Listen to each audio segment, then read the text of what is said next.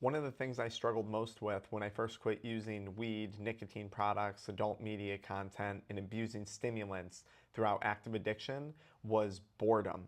When I quit using drugs, I felt like I was constantly bored. And this is a common thing that I hear from clients that I'm working with on their process of addiction recovery.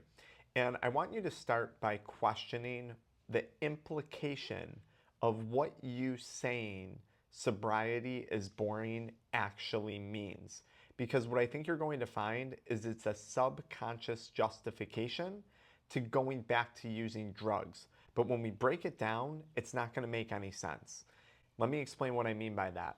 So, if you're implying that sobriety is boring, and since quitting weed, you've been nothing but bored, what you're implying is that drug use is exciting.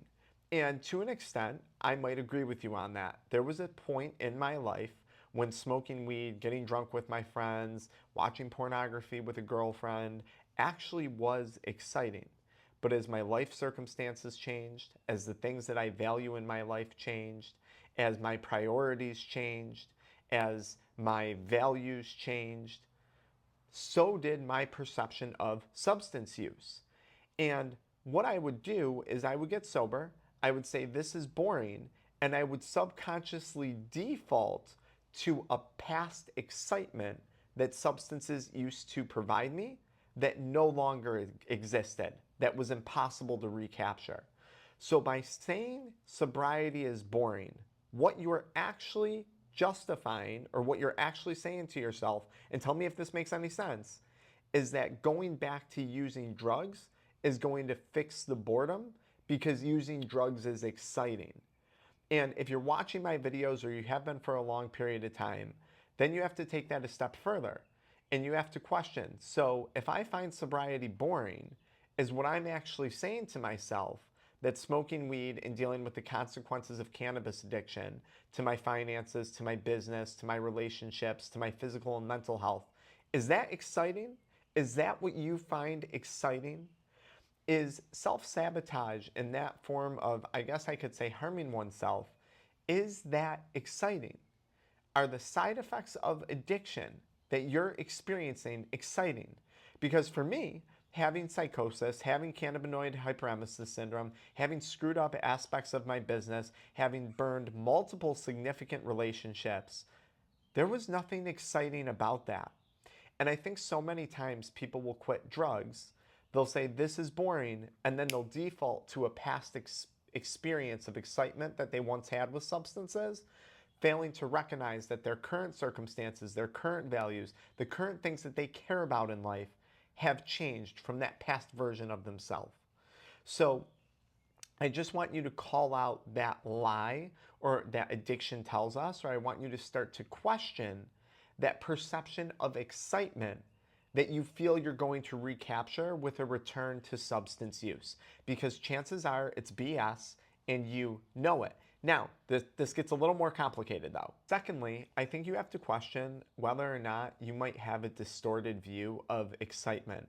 A past version of Dr. Frank, and going back, let's go back 9 years ago or so when I was in active substance use, things were a little boring, if you will, right? My nightly routine was smoke weed, hit my vape, watch adult media content, maybe have a few beers, maybe not. That's a massive flood of dopamine on the brain. That's a massive change to the neurochemicals in my brain, right? In my brain chemistry. So now, when I wake up in the morning, the appeal of going for a walk, or the appeal of answering business emails, or the appeal of going to a gym, or even having just regular intercourse with my significant other, suddenly wasn't there anymore, okay?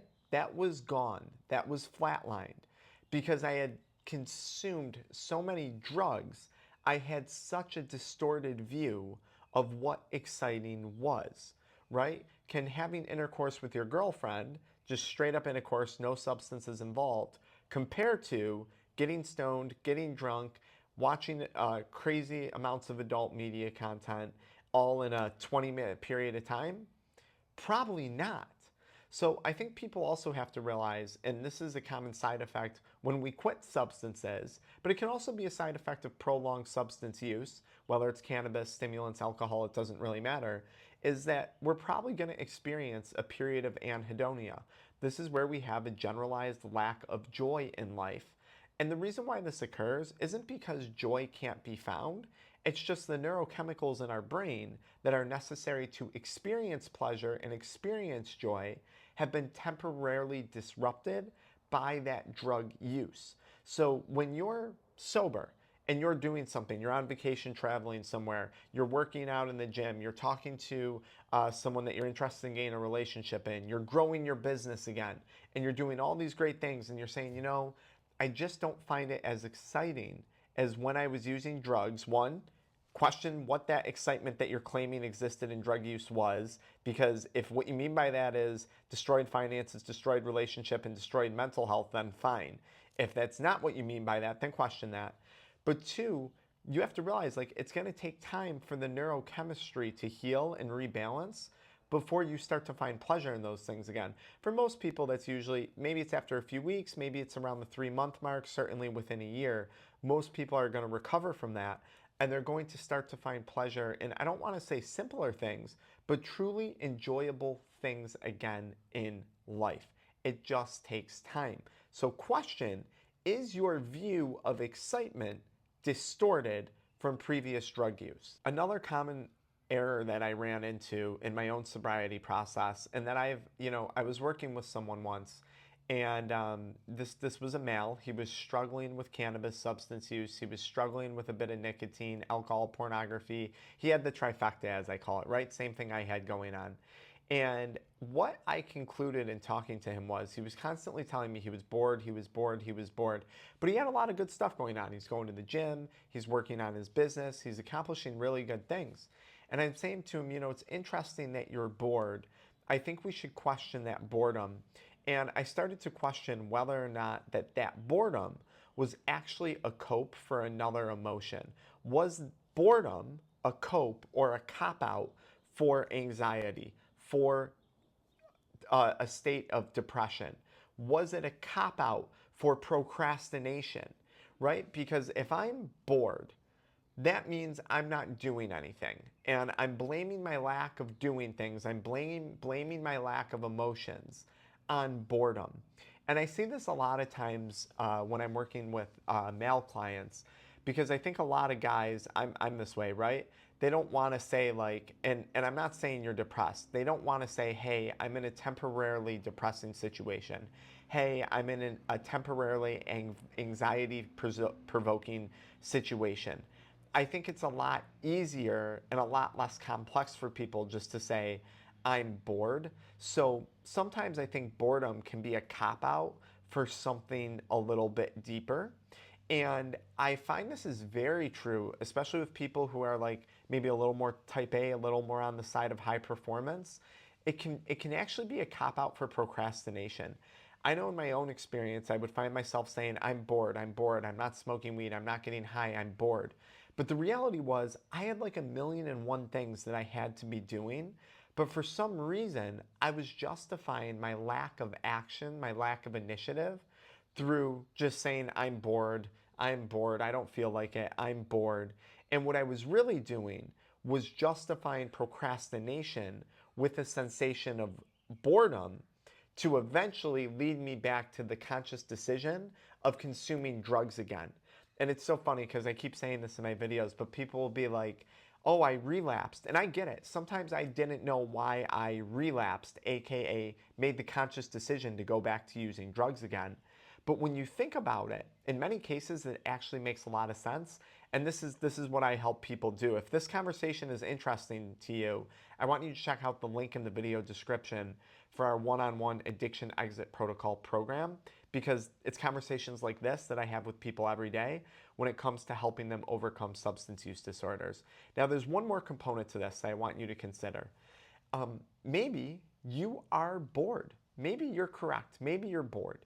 And the first thing I want you to say to yourself is, so what? Like, honestly, okay, you're bored. So what? Do something about it.